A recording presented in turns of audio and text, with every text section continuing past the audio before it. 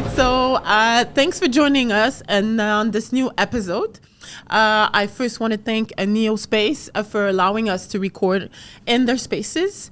And I also want to thank Kaza Studio. Should you require their services to record a podcast, if you have a genius idea, make sure that you reach out to them and then they'll come to you. All right. So today I have somebody that I was really excited to chit-chat with. Svetlana. You know how long it took me to learn your name? Are you serious? I couldn't pronounce it properly. Just call me Lana then. Lana, but Svetlana, easy. now Svetlana. I know how. So I could say, it's so sexy. It's different. But first of all, tell us a little bit about you, because I know there's a lot of people that know you, and we've known each other through social media first, and then we met at an event. COVID happened, and then we saw each other again for different things. You're everywhere, girl. I try. Everywhere. We open the TV, we'll see you. We go on social media, we see you. If someone wants to go in the States and assist or see a fashion show, they'll see you too. People label themselves at all kinds of things. Influencers. Yeah. And being an influencer, I think it's a title that someone should give someone. But you're an influencer. Do you think? I don't think I'm an influencer. You know, people are going to push back. Influencers are going to be like, oh, she's doing it again. I think I influence people, but the word influencer has become so taboo in the past couple of years because we have influencers that, swipe up and let's buy this new cream, 30% off. Use my code. I think I've done it once. I've never seen it. But I donated the money to charity. I didn't keep the money because it wasn't even worth it for me. Companies reach out to me, they send me products, the ones that do have my address. And I'm just like, listen, unless I buy the product and I use it, I'm not going to endorse it. And I'm not somebody who sees myself as that influencer.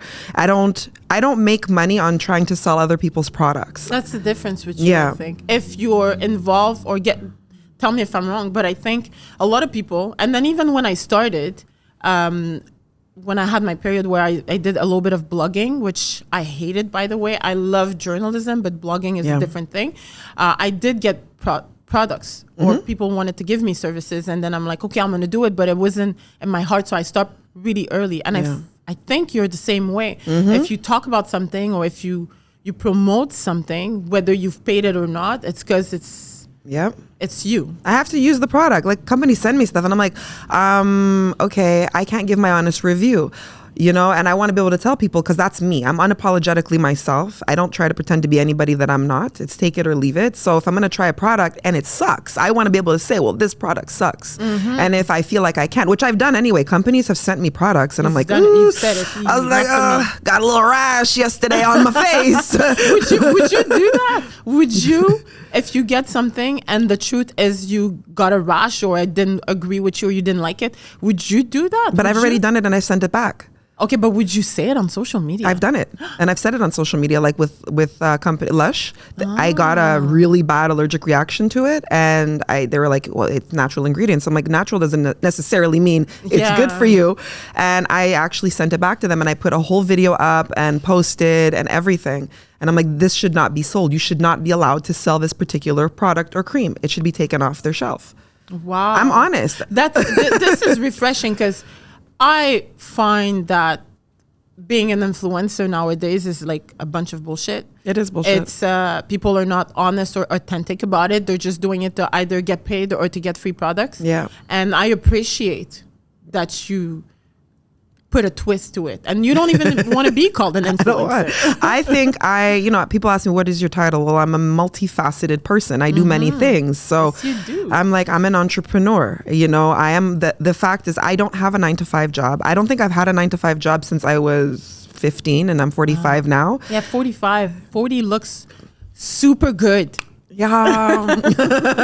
Considering the nights that I don't sleep, I'm like, it's all the creams, baby. It's all the creams and good genetics. Yeah. But no, I think I'm a person that I love to service my community, be there for my community. I love fashion. I love, being the voice for the voiceless. I just love advocating. I love doing the things that I do. So I say, I'm a multifaceted person. Do I influence people? I do. And that's why I'm very careful about what I put on social media because people they watch what I'm doing, and I know I have like my demographic.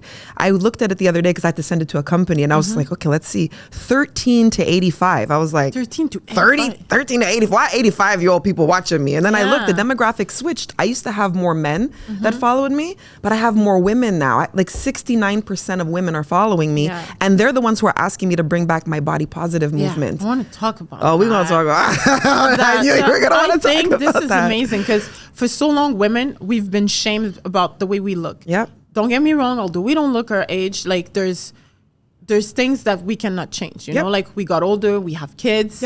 There's also like within everything that we're doing, especially you're all over the globe sometimes. Well, we don't have time to either eat properly or train. And the fact that you want to bring this back, I think it's amazing.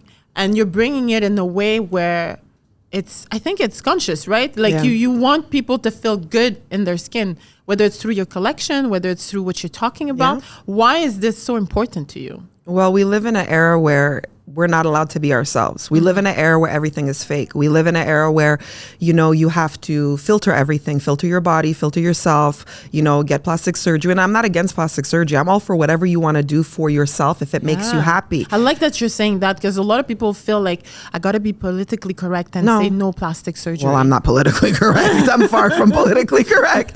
But no, people want to do all of these things to themselves and modify themselves. At the end of the day, I've known women that have done it and they're still not happy because they don't do the work, their internal work. So just because you get a bigger booty or a bigger boobies, the shell has changed, but then that thing is going to change. And I see them, they're so insecure. And I'm like, wow, you did all this work and you're still that insecure?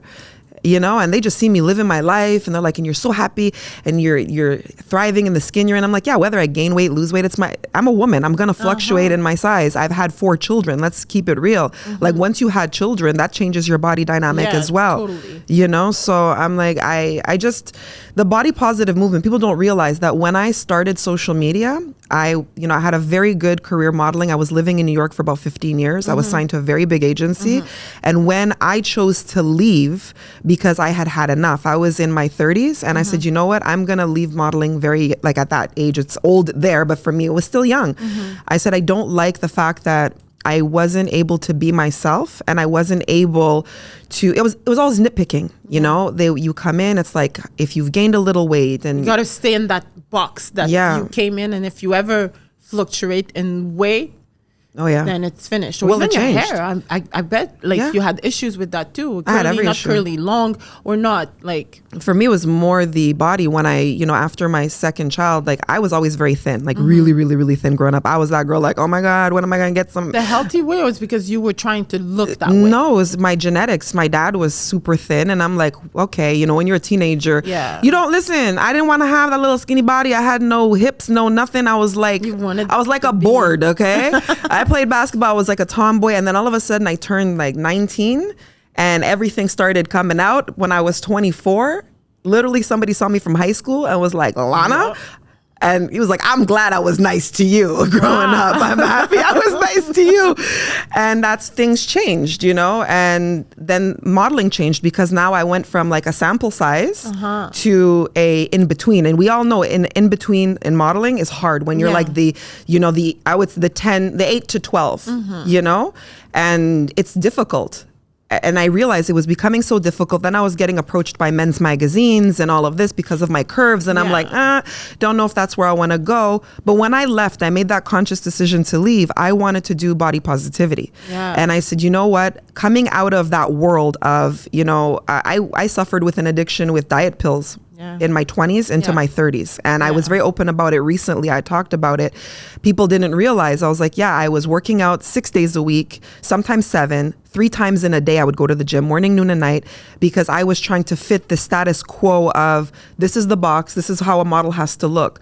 I used to damage my hair, trying to perm it straight, keep it straight. Not trying to be something or someone that you were not. Change yourself to, please, were you happy while doing this? No, I was miserable. I was always unhappy. I pretended to be happy a lot. You probably felt too like you had to keep going so people would like you more. It was to please people, to please the industry. I was a people pleaser back then, and I was just like, you know what? I want to do something for me and for other people, and talk about the struggles of being a woman, being a mother, you know, growing up, your body changing, being in the industry that you had to look a certain way all the time. And then seeing how social media took off, it was just like, okay. Because when I started on Instagram, I think at the time I had like 3,000 followers. You know, you just get your Facebook followers to follow you.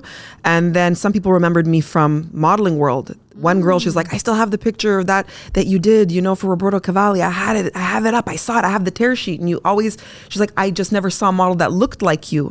Okay. So she was like, I kept it. And I was like, wow. And then people started remembering me. And people were like, weren't you that girl from? And I was like, yeah, that was me. And so that's how my following grew. But the minute I stepped into doing advocacy for mental health and body positivity, and I had shared my journey and started sharing my journey when I had gained the most weight that I had ever been in my life without just having a child, it was because of my depression, changing medications, my body changed. And people were like, oh, you just want to be in your underwear and Instagram. I'm like, listen, there are girls half naked on who cares? Yeah, exactly. Why, you know, and it's always the women and the moms. About that, like, sometimes I would have a little boudoir picture on my Instagram, but I always get attacked by women most of the time. Oh yeah. Why do you think it's like that? Because the image is like, I'm not like I've never seen a picture of you where you're opening your crotch for everybody to see. It's always I ain't busting it wide open. Trust me, I ain't busting it wide open. It's always with good taste. But why do you feel like, especially women, are offended about that? Because at the end of the day, there's much worse that's being shared on social media without being on OnlyFans and any other blocked site. But it's being shared. Why do you think it's so, for people, it's so embarrassing, or, you know, shame? You should be shamed about like showing up your body. Like, women are the worst, even in the mom culture. Like when my friend who just had a baby, you know, and the women are trying to tell her, oh, you're not breastfeeding, oh, this, oh, that. Everybody's got something. What I realized doing body positivity, I had a lot of, you know, the good and bad. The men had a realization. Of course, the men liked the fact I'm sitting there half butt naked, you know, but they didn't, some of them really actually looked at the message going, oh, wow, I didn't realize my wife could be going through this, or my daughter could be going through this. So I shed a lot. There's a message. Those pictures. Yeah, if you look at my posts, if people do actually read the content of what I posted, you read that I'm sharing a message. Like when I shared my battle with addiction towards diet pills, it was in one of the pictures that I took. I showed that era of my life. Yeah. But women, oh my God, women can be so messy with body positivity, especially because there's a lot of women that are conditioned that they're not good enough because of what they take in social media, or what they're watching, what they're taking in. And they feel, well, because this woman looks a certain way. Like a lot of women are intimidated by another beautiful woman. Is it jealousy, or because they wish they could, you think? I think it's a little bit of both. Like for me, when I see a beautiful woman, I will literally stop. Like, oh my God, girl, you are you're gorgeous. You are fine, you know? I love what you're wearing. But a lot of women feel uncomfortable. They see, I've had friends like that, watch a woman walk in and you see their body language just change. And they're looking at their husband or their man to see if he notices. I'm like, who cares? He can look at the damn menu. Yeah. It's okay. Yeah. You know, we're human beings. It's true. But women get uncomfortable when they see you doing something. That's what I realized that they wish they could do. Because I had somebody who wrote to me once. She says, you know what? I followed your content with body positivity for a long time, and you made me very uncomfortable. Because, she said, you made me very uncomfortable because you were doing something that I wish that I had the guts to do. And I used to tear you down about it all the time, till I realized when you talked about the women that were tearing you down, you're like, we're supposed to uplift each other because we get a lot of judgment from other people. Yeah. And she's like, you made me look at myself and realize I'm a part of the problem. Why am I so angry? Because this woman is celebrating her body. Exactly. We see it on the beach. Women are in like almost nothing. Nowadays it's pretty much nothing, and then we freak out if we see it on social media. But if you go to the beach, you'll see it. If you wait for Halloween, you'll see it on the street too, because that's the time.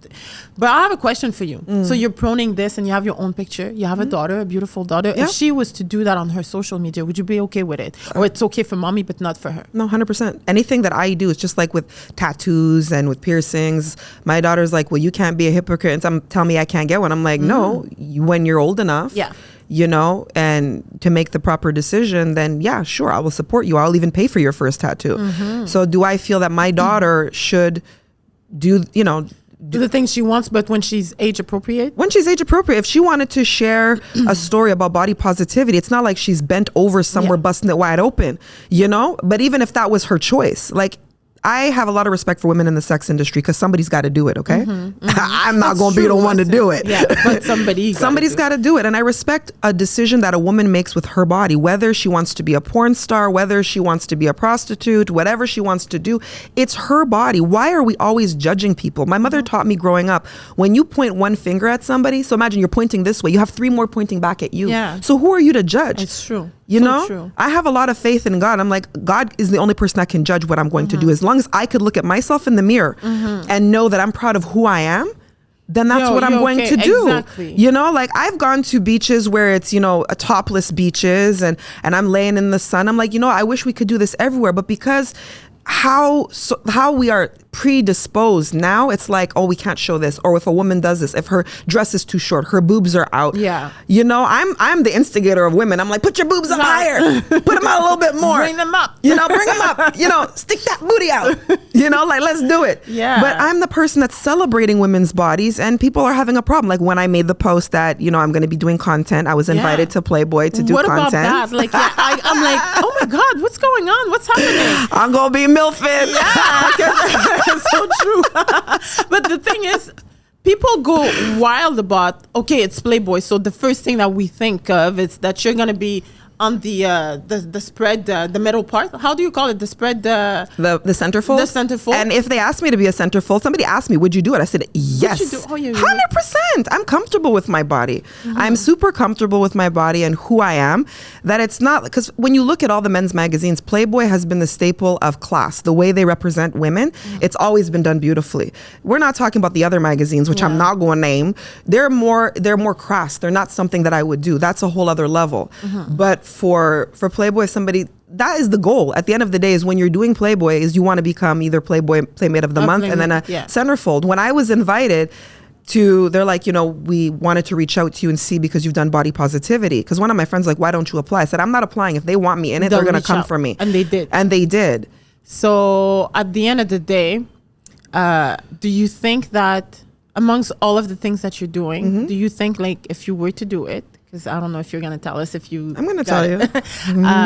You think it will impact the rest of your businesses? You're in the fashion industry. You're a mental health advocate. You're the Black Lives Matter. You're domestic violence. Domestic violence. Do you think it will affect all the other aspects of Svetlana? No, because I'm always who I am. That's why I didn't get into politics. I was asked to be in politics. I was supposed to be in politics. And I thought about it. I'm like, how is that going to fare that I can't be myself and I have to fit myself in the box that I fought so hard to get out of? I'm going to put myself back in there. I have a powerful voice. You know, I went from someone being extremely shy growing up with people. Shy? I was very shy for a long time. Wow. Yeah.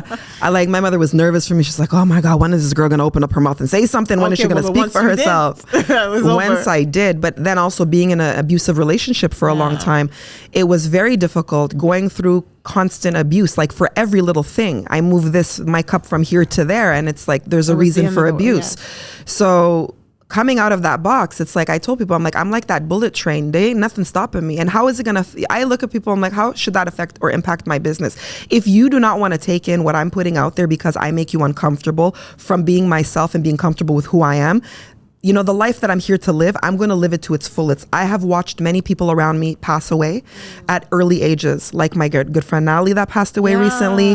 I've watched... It was her birthday. Yeah, I know. You know, like these are the things. I've watched many people. I lost a friend of mine in January of 2017 who is suffering triple negative breast cancer. Oh my God. And she passed away at 35 years old. So I've watched a lot of people go through things. I've lost friends to suicide.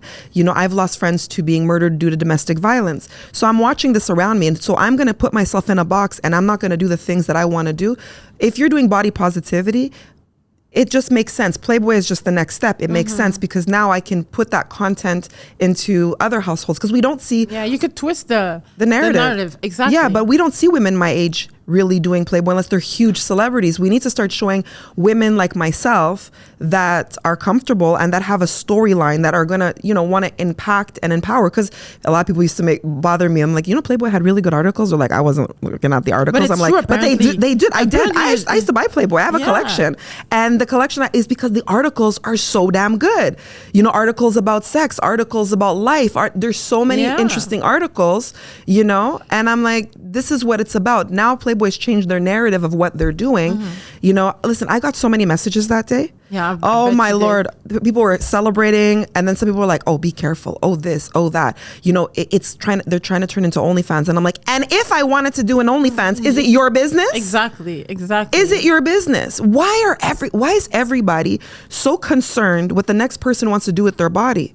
Like, I'm not messing with your husband. Yeah. I'm not messing with your son. Maybe that's what they're afraid of, or they're afraid that, you know, like if her boyfriend or husband scrolls down on Instagram, that they might see a picture of you and they might feel threatened because the other women are somewhere unreachable because they're in the States or they're in a different country. But if you're based in Montreal and they're in Montreal, then there's a chance I'm not interested. Yeah, you know, but that's some people don't realize that, you know, not everybody wants your man. I already tell people, I'm like, trust me, you know, you can't lay it down the way my man does, so leave me alone. You see, so you guys know now. Yeah. No, they can't even, don't come to me with that. Like, I get the messages. Yeah, but I think that most of the time that's what they're probably trying to say. They're threatened because they don't know you and they don't know the type of women that you are. Or they have a different perspective of that industry, you know? See, and I'm the total opposite. When I see like a woman or I celebrate her body, I'll show it. I'll be like, oh my God, look at this. Did you see this? Yeah. Because it's amazing, you know, that a woman is comfortable to do this with her body. You know, let's just flip the narrative for a second. In fashion, you know fashion very, very well. Yeah. Now in fashion, we've had runway shows where women were topless. Yes, but it's okay. This is what booty I think, out and all. Yeah, that's okay. That's what I think is so strange. But the same thing will be done through the context of Playboy or OnlyFans, and then people will freak out. If somebody wears something on the catwalk, it's okay. If I go, and if you go, or anybody else go and wear it on the street or go to an event, then it's a big thing. It's you know, and it's true. It's women that like to sometimes bitch and complain, I would say, because I had people telling me, well, you can't be dressing this way because you're a mom, or you. Oh my God! You don't get me started like with if that. I go to a teacher-parent meeting, I'm not gonna dress that way. You know. Well, yeah. People do not understand that. You know, we're not stupid. There's a time and a place to wear what we wear. But women are so uncomfortable. I told one of my friends, I said, you know, because she attacked me about the whole Playboy thing. Oh my God, you have sons. I'm like. And I spoke to them about it because they're grown. And they told me that, like, you do body positivity, whatever you want to do, you're a grown woman. We can't stop you. And you do it in a beautiful way. You're not doing it in a way where, you know, it's raunchy or it's, you know, it's a different way to approach it. Maybe that.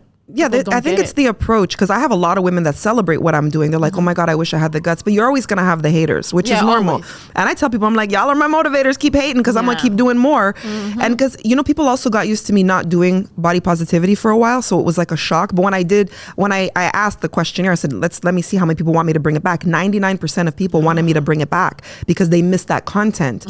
Because of what they're taking in on social media now. Everything is about getting your next BBL, getting your waist snatched. Honey, I ain't got no BBL in my waist ain't snatched, but I'm gonna go as my body as I am. I haven't even had time to work out as the way I would like to, but I'm trying to show women that why can't we celebrate as we are? My goal is to be a Playboy Playmate of the year, or be a centerfold, or even both. Why not? Why can't we have women, first of all, in our age group that are moms? Why I hate this narrative when moms can't be sexy. So when you're a mom, you don't dress like a mom. You can't. What's dress? First of all, I want to know what dressing like a mom. What does that mean? And why can't moms be sexy? So like moms, I told my kids, I said, you know, moms have sex, right? Yeah, you know, like you got here that way. And if that happens just the 5th time or the 4th times you have kids, like I think it's important for people to understand that we could be a mom, a wife, a girlfriend, but we're women. We're women. Yeah. At the end of the day, we are women, you know? And I think it's the part that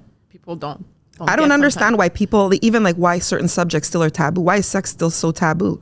You know, I told my friend, it's like, let's go to a sex shop. For me, it's like a candy store. I love a sex shop. And she's like, I can't do that. I was like, calm down. Don't have like, no, but maybe going with your mom is not the best thing. Maybe you might want to go with your friend or your boyfriend or your girlfriend. Yeah. But going with your mom, sometimes they're like, oh, mom. Like they don't want to get to know. They're still your kids. So even if you're cool and everything that you're doing is great, there's probably things about your life that they. No, that's fine. But you know, this is a good friend of mine. And I was like, let's go. And she was she had almost had a heart attack. I was like, really? I can't. And if my husband, I said, your husband be real happy. Trust me. I know, man. I was one of the homies. I used to hang out with the guys all the time, you know, because I was a tomboy and I played basketball. And I was like, trust me, your husband, your mans will be really, really, really happy. Yeah. Don't even get me started. No, but society now is trying to put women in a box of, you have to do this, or if you do this, you're a hoe, or if you do that, you're this. And it's like, listen, I'm not doing, content where I'm booty clapping and busting it wide open and dropping it like it's hot. No, I'm not doing any of that. Never. You know, I'm trying to show content that is to represent women, especially over 40, because the representation that I'm seeing of women over 40, a lot of it I don't like. And there are women that I really celebrate what they're doing. I do like what they're doing because they're just being themselves. Like, look at the J-Los, the Halleys, but these are huge celebrities, okay, that spend a lot of money having nutritionists and everything. I want to show women like us. Yeah, the regular ones that we do with whatever time we have and whatever means we have to maintain and to feel good. It's not just to maintain for you guys to look at and feel comfortable. It's for us to feel good about ourselves. Exactly. So I don't, the era of whatever they're gonna say. I'm like, I'm in New York. I posted it because I received the email, and people are freaking out. And I'm like, let them freak out. And I'm like, what? They're telling me, be careful. Don't do this. Don't do that. I'm like, be careful of what? Yeah. It's gonna turn in like OnlyFans. I'm like, OnlyFans approached me before, but OnlyFans also even I have a friend who has a cooking show on OnlyFans because she's a huge YouTuber. Yeah. So I'm like, you don't know, people are trying to phase out of things, but if somebody wanted to do that, why is it everybody's business? Why are we judging? And don't tell me moms can't be sexy, okay? Yeah, but it's a problem because we talk about going to school. When my daughter, even up to now, going to school with my younger children, oh Lord, you know that I was segregated. Do you know that when my daughter was in grade 5, my daughter comes home crying one day and she's like, Mommy, I can't go to my friend's birthday party. I'm like, what do you mean? Well, my friend told me that her mom said, Anastasia's mom can't come because, dad's always looking at her because she's too beautiful. How's that your problem? And I'm like, First of all, check your man. Yeah, regulate your man. So my daughter had to suffer for that. I used to get treated differently. Well, every time I went to like a PTA meeting or I walk in and I'm dressed well, or, women will be like, well, how old are you? Or they find out that I have grown kids, and they look at me and I'm like, what? They're like, well, I'm 10 years younger than you. And I'm like, listen, I don't care. I don't care. So why you're going to put me down because you chose to, I guess, not take care of yourself? Yeah. To focus your energy somewhere else. I agree with you 100%. I hate that. But this is the thing. Women, we can be nasty with each other. I celebrate women. I don't care. I don't like fakeness in women. The fakeness of, I celebrate women and I'm about female empowerment. Because there's a few people that, before the pandemic and during the pandemic, they're like, oh, you're about, I'm about celebrating women. But they were the same people to come into my DMs later to try and tell me that I'm truly not about female positivity because I stood up to a specific influencer in Montreal for attacking me on social media, and I put it out there. And I was like, first of all, I made a post about, dear white people, and I made a very profound post, and somebody that everybody knows here in Montreal, as a coach, I called her out. I called her out. She probably didn't like it. She didn't like it. And then the person that called me out on it came to me and you're not really about that because you wouldn't have done that. I'm like, let me tell you something. When you want to start talking about the Black community and then making specific remarks about young girls that are wearing hijabs, when I have many Muslim friends, you and I are going to have a problem. Yeah, there's an issue. Being supportive of women doesn't mean that we need to accept everything a woman does. It's actually also telling someone that what you're doing is check them. Yeah, exactly. Well, they didn't like being checked. I'm sorry. Too bad. Oh, well, too bad. If we move on the topic of fashion, because it has to do, your collection has to do a lot with body positivity. Yep. So this is what I love about you, Svetlana. It's because everything is a continuity of something. I never feel like if I go in your advocacy and then I switch to fashion, I never feel like I'm with a different person. I love that. Still the same DNA, but in a different environment. And you're doing just that with your collection. Tell us about, first of all, congratulations. Thank you. I think you're one of the first Quebecois, I should say, designers going to the States and, being in their fashion shows, which is New York Fashion Week, February of this year. Fashion Week. And first of all, I do not understand. I'm talking to the industry, to the people that I know. How come we have a designer that's done that and nobody reached out, nobody talked about it? Nope. It's a major big deal. So congratulations to you for doing it on your own. Yeah. So if nobody was talking about it or being involved, that means you did it on your own, girl. So congratulations on that. And I know how hard it is. But tell us about, before you tell us about the experience, tell us about that collection, about why you went into fashion, but as a designer. Well, when I was younger, I used to sketch all the time. And I was somebody who used to take my friends' clothing and take it apart, literally take it to pieces and recreate things. Friends, I don't like this outfit. I'm like, well, let's take the arms off of that jacket, put it on this jacket. And I would literally just sit there sewing it by hand and create outfits for my friends. And then it was always something that was in me. So when I was modeling, I would learn from other designers. I was watching. I wasn't the model that was really interested in being in the fashion show per se. I was there watching the designers, like, how are they doing that? How are they doing this? Because my grandfather, my mother's father, he was a tailor in the former Soviet Union. Okay. And then my mother learned how to sew, and, you know, he made furs. He was in the fur industry and also made men's tailored suits. So when he came to Canada from the former Soviet Union, that's what he was doing. He was working in the factories and then started becoming a tailor again and working here. So it was already in, you know, in my bloodline, I would say. And it was in my DNA. I was always interested, and I just didn't know. I knew it was gonna happen, but I didn't know when. It was one of two things. It was gonna be getting closer to 50. I was gonna get into politics or fashion, and then fashion was my biggest pull, because I look at the fashion industry and everybody does their advocacy in fashion, but it's very fake. Oh, I want to be body inclusive, so they're gonna take, you know, the biggest size that they can and highlight only that size. But body inclusivity means we're gonna take women that are even extra small as well, because there are women that have body issues and have issues buying clothes at a very small size, and people aren't doing that. They're only focused on one part of that sizing. So I'm doing all. I'm focusing on all bodies. I include transgender communities as well, people who are non-binary. My daughter's non-binary, you know, and I have a lot of trans brothers and sisters. So for me, it's very important to be fully inclusive, and it goes hand in hand with my advocacy in who I am. So the first collection that I decided to showcase for New York Fashion Week in February was I wanted to take my Russian Ukrainian heritage and my Nigerian heritage. So the face paint came from the village, and it's called Usain Village in Edo State, because you have Lagos. Everybody's like, oh, I'm like, Lagos is not the only part of Nigeria. Please, my friend, I beg. Okay? I beg. When you start going north, you have Benin, you have Warri, you have Port Harcourt, which is where Burna Boy is from, Port Harcourt. So I wanted to take from Usain Village and recreate the face paint, because it all had a meaning, and I wanted each person to have it. So, and people were like, well, you had some white models. I did, but the whole point is I wanted to show unity. You know, I wanted to show unification. I wanted to bring these two cultures, because even the hair, when you look at, in Russia, if you look at Siberia, when you look at people that are Tatar, okay, those are our versions of Inuit or indigenous people, okay? Because I have a cousin who looks fully Asian. Her name's Svetlana. She speaks Russian. Wow. Because she's Tatar. So Tatar people would wear their hair in the braid, the high braid. So people are like, oh, that's the black girl thing. I'm like, no, that's not actually just that. It actually comes from, that's in the Tatar community, they braid their hair. That is how they wear their hair, like the warriors. Okay. So I wanted each person that walked down the runway to feel empowered and feel like a warrior.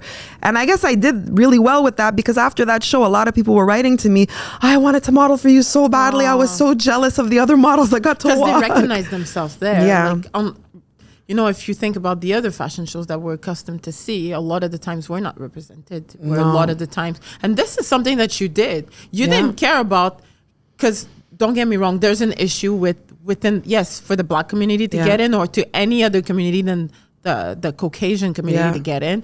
And you did the opposite of what they wanted you to do for that show. You had a bunch of other black women. Yeah, and full-figured women. And full-figured women walking on the red carpet, where you didn't have just the blue-eyed blonde hair. No, and I also had a model. She's from Montreal. She moved to Toronto, but now she lives in New York as well. Juliette. She's a model with autism. She was the one with the dog. That's her service animal. Yeah. So I wanted to show full inclusivity, because I have two autistic children, and I wanted to show the inclusivity of everybody. As long as Wusa is here and I'm the owner and founder of it, it's for everybody. There's no limitation. You know, and I really wanted to show me, and showing me is showing the different models that I brought to the table. I had a model who is now going through the process of becoming trans. So, you know, Alex was one of my models that I was like, you have to be in my show.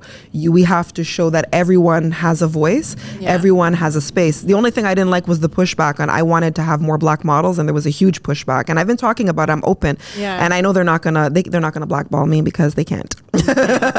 But I've been very open about it because we need to have these discussions in the industry that we have a lot of amazing black models, but a lot of the time we're not able to hire them as designers. When I went through the casting, I was limited. So that means they're not being presented to you?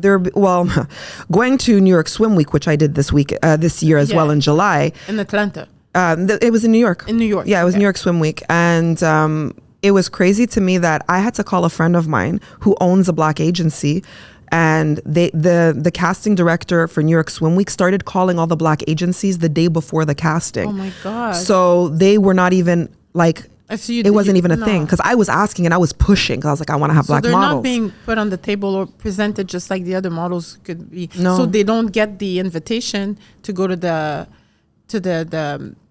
casting days. No, they don't. They get left out unless a designer like me starts really pushing for it. Wow. And then there was a lot of models that were getting pulled out because they found out some of the models that I picked were trans models. Oh, so and they didn't. There was one of my models who was actually Zamarian, who walked in my show. She's a transgender model, but they didn't know.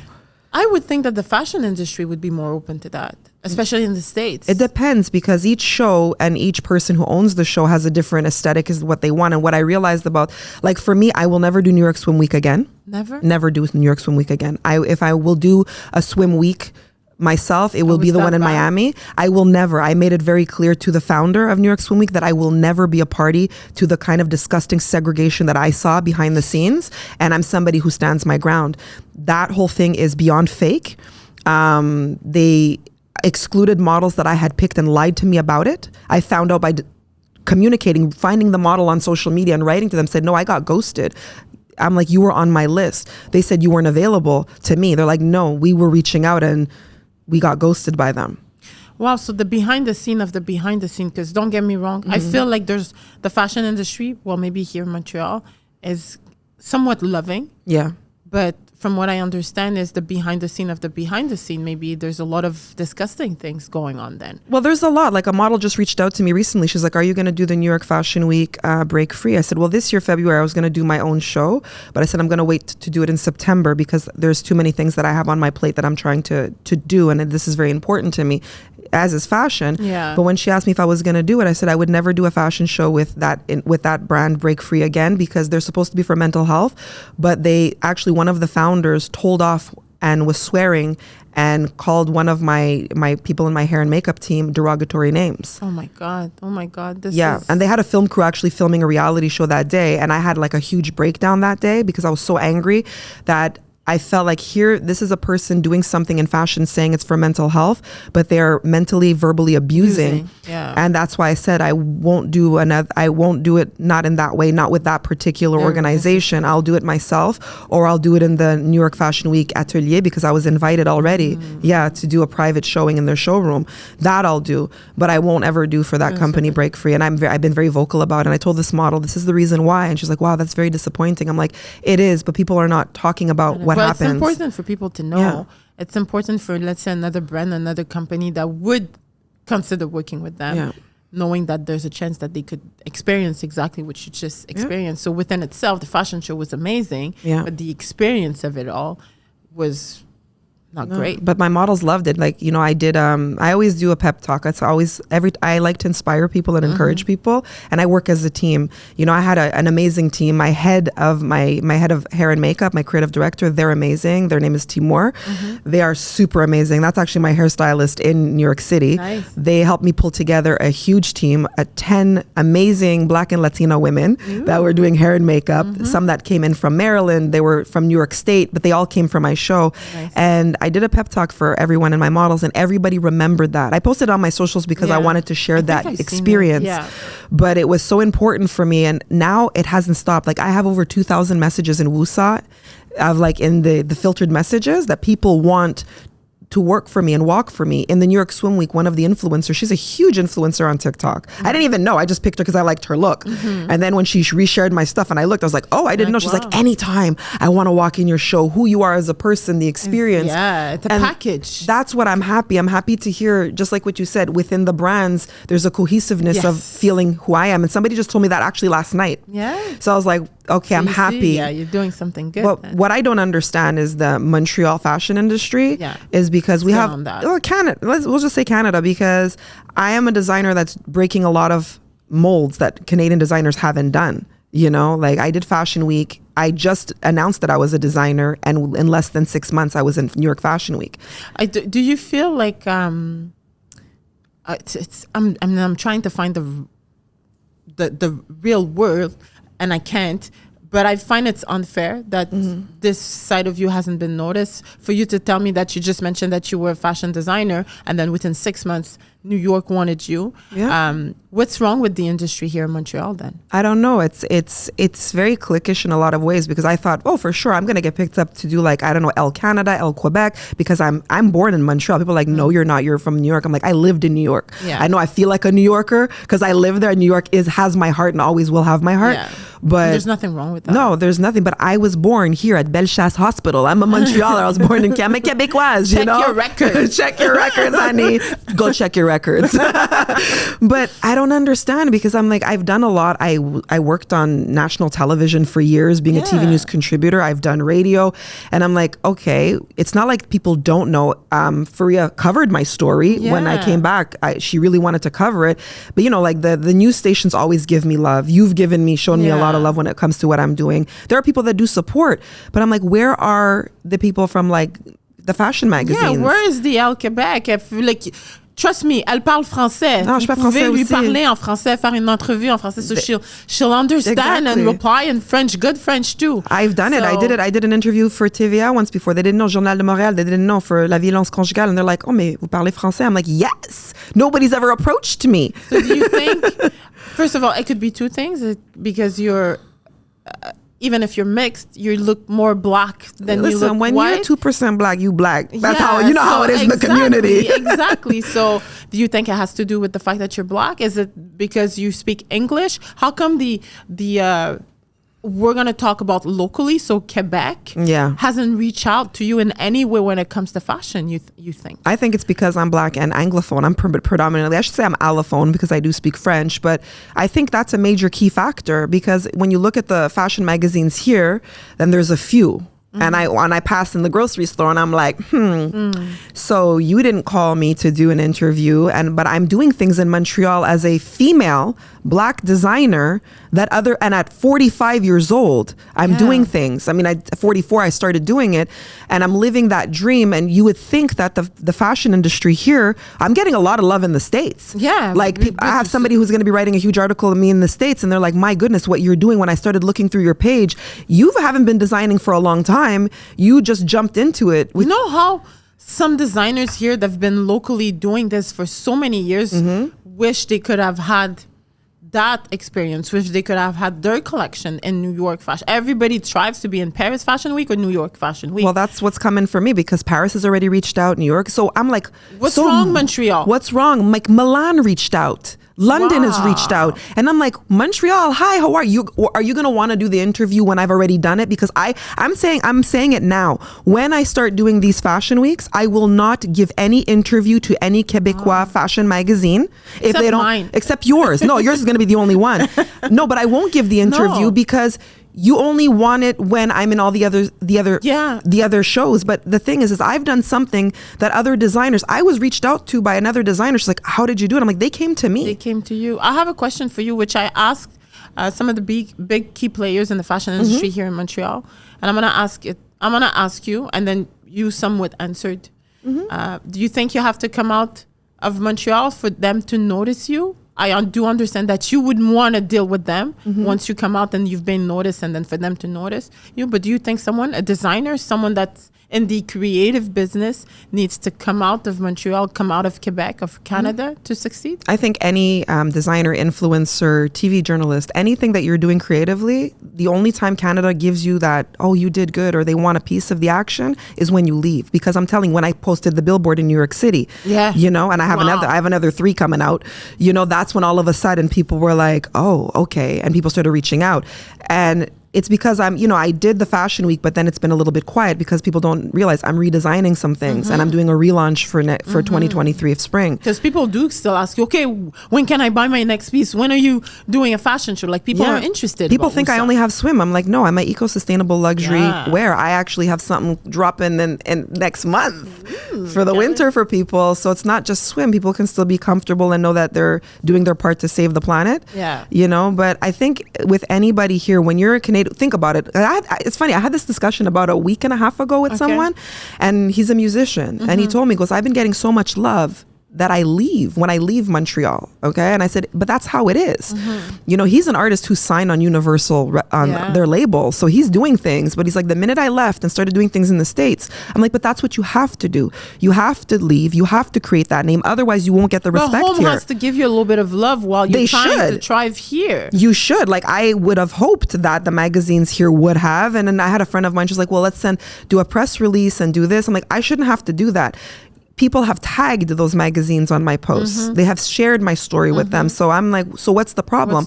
Because when I look through Elle Quebec, or I look through, Marie Claire and all these magazines, I'm not seeing people who look like us that are being highlighted in those magazines. No, I find that we were highlighted when we were a trend. Yeah. With the George Floyd, and then that's when all the Véro magazine and the Clin d'œil and the Elle magazine. Don't get me started on Véro.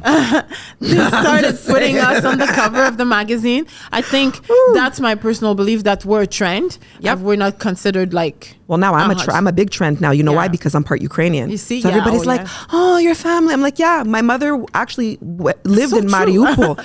Like, my mother lived in the former Soviet Union. She was born in Canada only because my grandmother gave birth 3 months early. They were coming to Canada to visit family. But thank God for that, because my mother was able to leave the former Soviet Union. Do you understand? My mother left the former Soviet Union in the early 70s, okay, when it was very difficult to leave because she was a Canadian.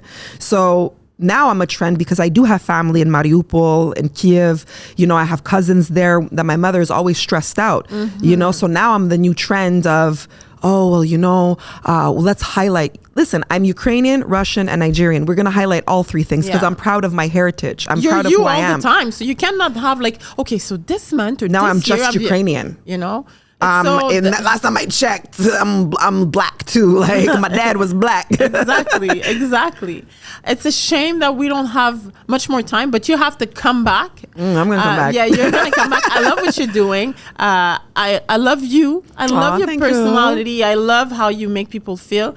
And I would want to know if someone was, at home, I'm not too sure. Because your mental health, your la violence conjugale, you're everything, you're helping out the community in any way, shape, or form that you could. If you could talk to someone, wherever they might find themselves, and then they find it difficult, whether it's within the industry, whether it's their personal lives, what would you tell someone? I would tell people that, stop comparing your life to somebody else's life and stop trying to thrive for their life, because what's meant for them is meant for them. I know what's meant for me is meant for me, and what God puts in place for me is what's meant for me. And sometimes we want something that we're like striving, we're fighting for it, and we're not getting it because we're not ready for it. That's why it's not being put in our place right now.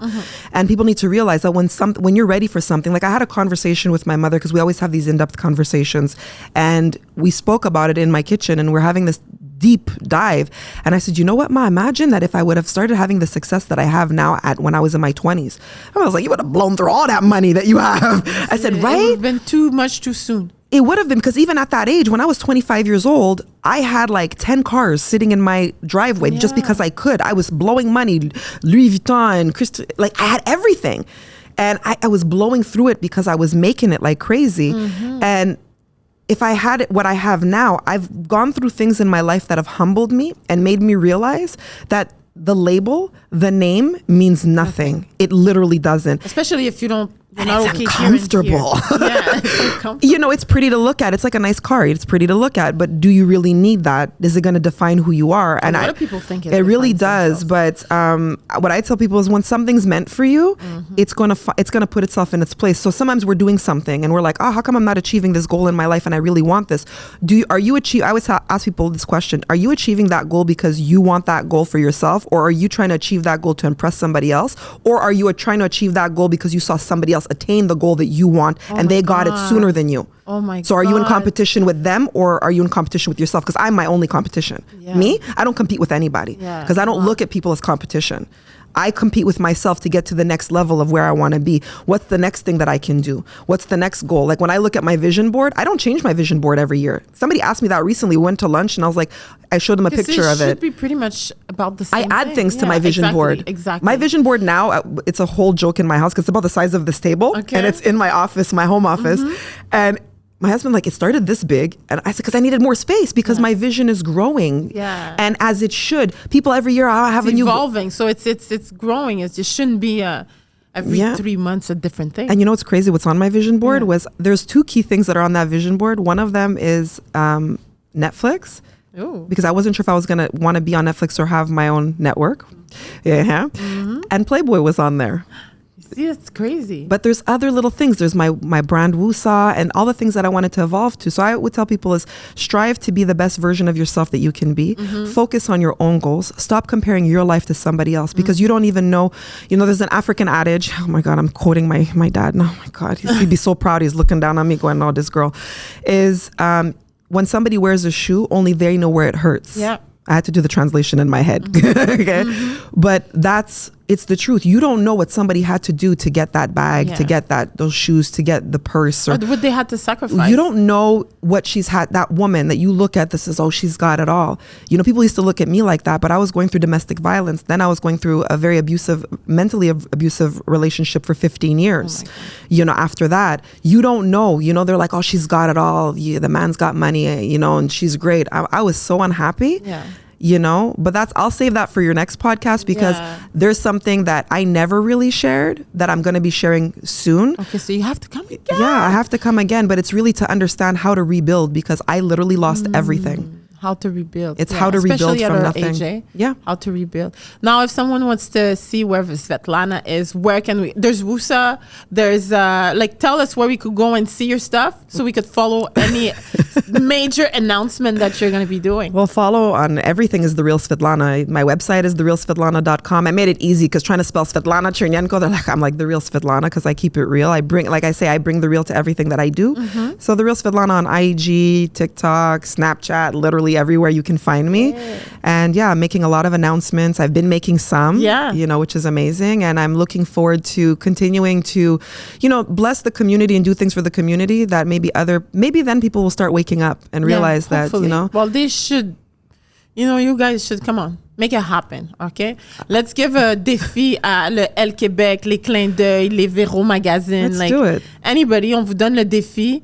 Approchez-la. She's very easy to talk with. If you send her a DM, she'll check it out and you answer. I do. So it's also my personal goal. So we're going to change We need to change it because I'm doing things that other designers are not doing. And I want to be able to share my journey and my story because I do have, my fashion has a message. Nowadays, fashion doesn't have a message and mine does because it's a part of me. I put a little bit of me in everything that I do.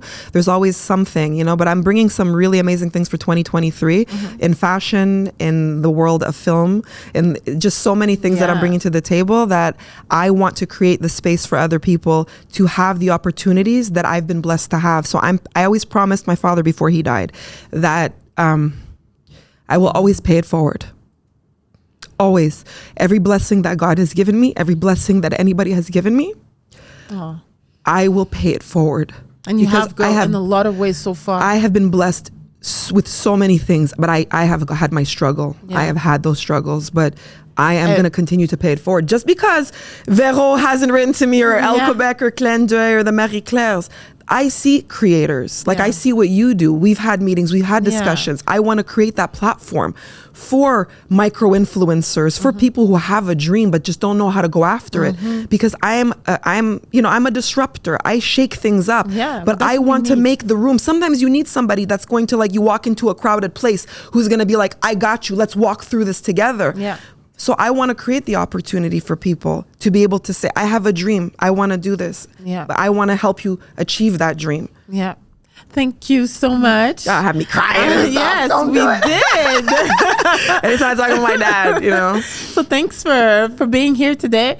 This was amazing. Like I said, j'envoie l'invitation. You're coming back here. Definitely. And for those who haven't yet, please go on YouTube and subscribe to No Filter. Share us a lot of love. Put your comments. Go on Instagram, No Filter Montreal. And then we will be back to you very soon for another episode. I don't know when, but with Svetlana, because we definitely I have didn't announcements. finish. I have so many announcements. All right. Thank you, girl. Thank you for having me. Thank you all for listening.